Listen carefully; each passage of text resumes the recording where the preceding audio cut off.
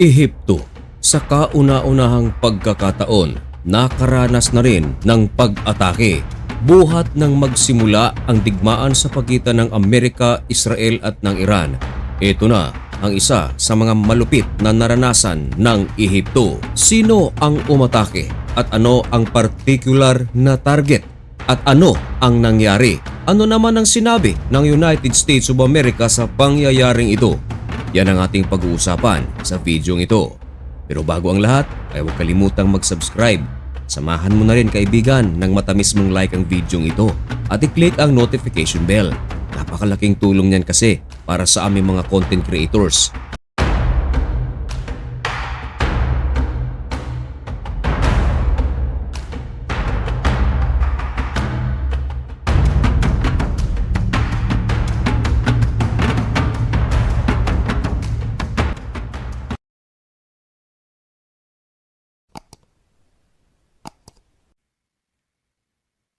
Maligayang pagbabalik mga kaibigan, maulan na araw sa ating lahat.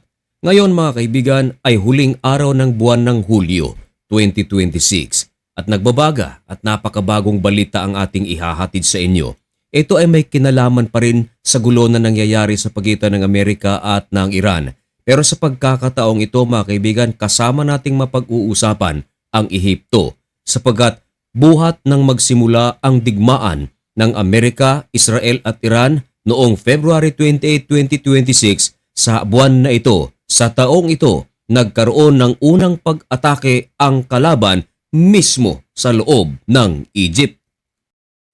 Tama ang inyong narinig mga kaibigan, Egypt inatake. Ayon sa ulat ng Rappler, drone pala ang ginamit ng kalaban sa pag-atake. At hindi lang Rappler ang nagbalita nito, kundi maging ang Euronews nagpakita rin ng kumpletong detalye, maging ang Al Jazeera na pinagkakatiwala ang pinagkukunan ng balita ng mga Arabo at ng mga Iranians. Ngayon, ano ang particular na lugar sa Egypt ang inatake ng kalaban? Well mga kaibigan, ang naturang pag-atake ay hindi inamin ng Iran. Walang umamin kumbaga. Pero ang pag-atake mga kaibigan ay nangyari sa daungan ng Egypt na kung saan naroroon ang dalawang oil facilities ng Amerika. Pag-aari nila ito at yun ang inatake. Dalawang barko na pag-aari ng Amerika ang tinamaan, nasunog ito. Kinundin na ng gobyerno ng Ehipto ang naturang pag-atake. Lubharaw itong delikado. Ayon sa Damietta Port Authority na si Major General Ayman Sala, sapagkat ang naturang port matao at marami ang mga gumagamit nito para sa mga negosyo.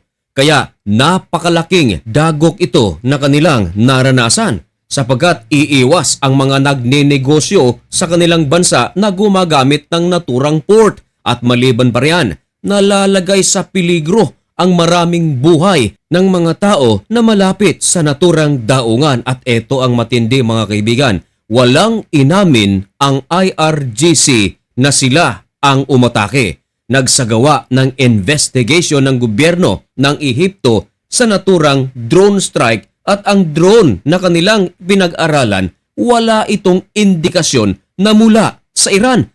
Pero mga kaibigan, nagsalita agad si US President Donald Trump at tahasang sinabi, yan ay sa Iran. Kung baga mga kaibigan, pinapalabas ni President Donald Trump na ang umatake ay Iran. Sapagat sino ang aatake sa United States of America?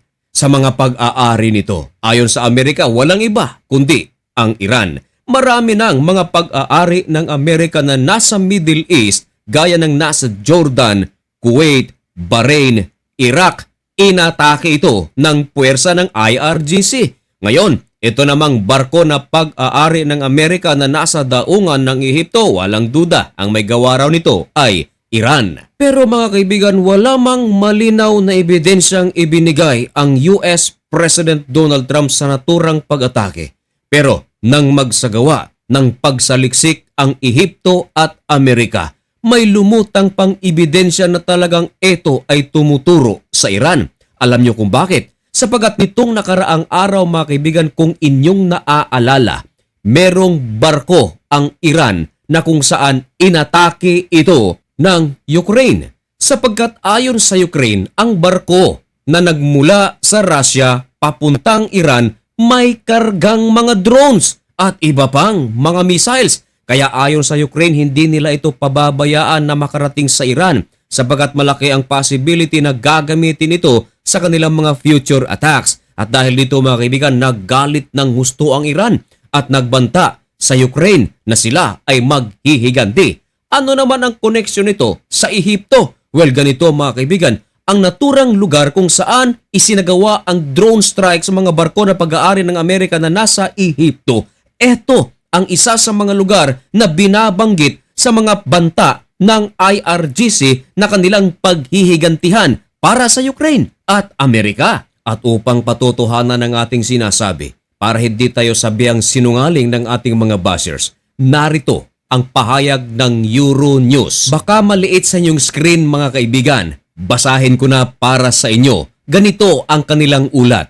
The map shown on state-run TV described Damietta. Ito yung lugar sa Egypt mga kaibigan na nakaranas ng pag-atake, a gateway for gas export to Europe.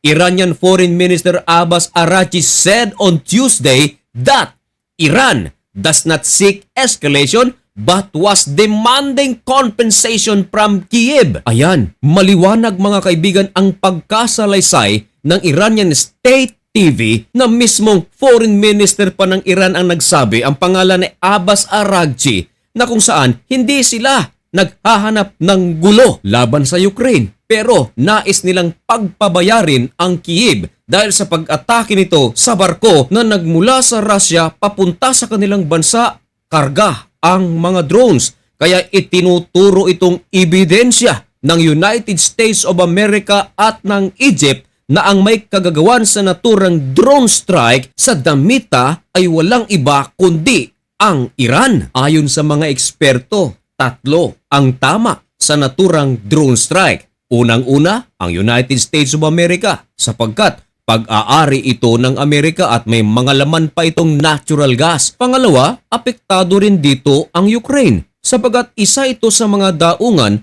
na kung saan dito idinadaan ng Ukraine ang kanilang mga produkto papunta sa mga lugar sa Europe. At pangatlo mga kaibigan, wala namang duda, talagang damage ito para sa Egypt. Mga kaibigan, ano ang inyong masasabi tungkol sa balitang ito? Ipaalam ang inyong mga komento at opinyon dyan sa comment section at malugod ko po iyang babasahin. Sa lahat ng aking mga kababayang OFWs na nasa Ehipto, mag-ingat po kayo dahil marahil hindi man umamin ang Iran na sila ang may kagagawan sa naturang pag-atake, pero walang duda talagang may pumasok na drone sa bansang iyan. At hindi natin maikakaila na talagang maraming mga Pilipino OFWs na nasa lugar na iyan. Kaya mag-ingat po kayo. So mga kaibigan, manatiling updated sa mga pangyayari sa Middle East. Dito lang sa Usapang Banal. At upang mangyari yan, ay huwag kalimutang mag-subscribe. So mga kaibigan, hanggang dito na lamang muna ang video ito. May God bless you and thank you so much for watching. Goodbye.